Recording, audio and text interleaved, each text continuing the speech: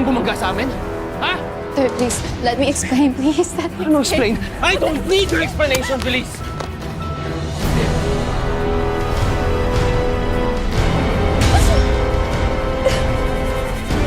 Oh my God, she's bleeding! Third! Oh my God!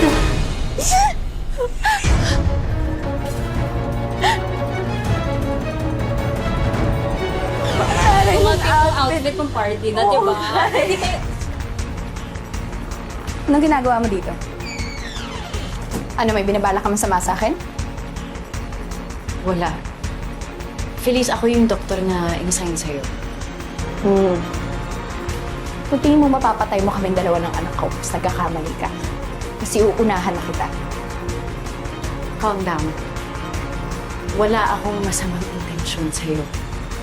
Ginagawa ko lang trabaho ko bilang doktor mo. Ang gusto ko lang, Feliz, maging maayos ang kalagayan mo. At ng baby mo. Huwag ka lalapit.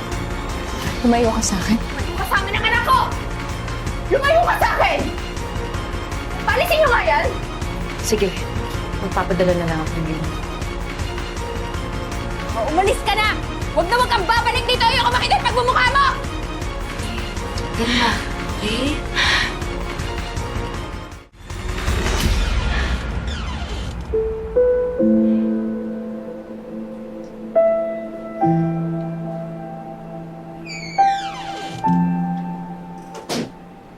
Sige na, iwan niyo muna kami.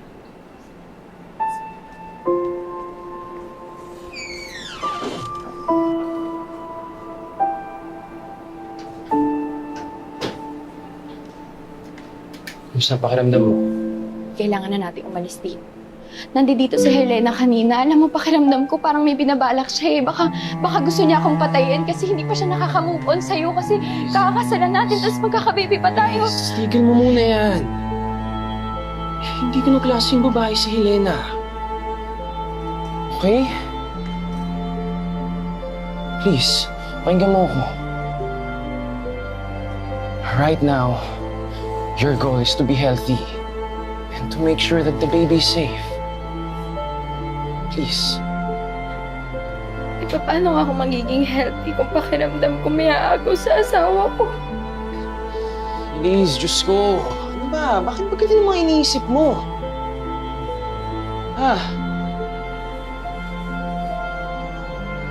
Pinakasalan kita dahil mahal kita. At gusto kong bumuo tayo ng pamilya. Tayong dalawa. Okay, huwag ka na mag-isip na kung ano-ano. Pinakasalan mo nga ako.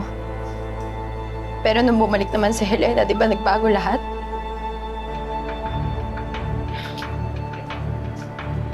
Umamin ka nga sa akin. Kaya ba dito mo ako dinala para dito kayo magkita? Tsaka dito kayo maglandian, ha?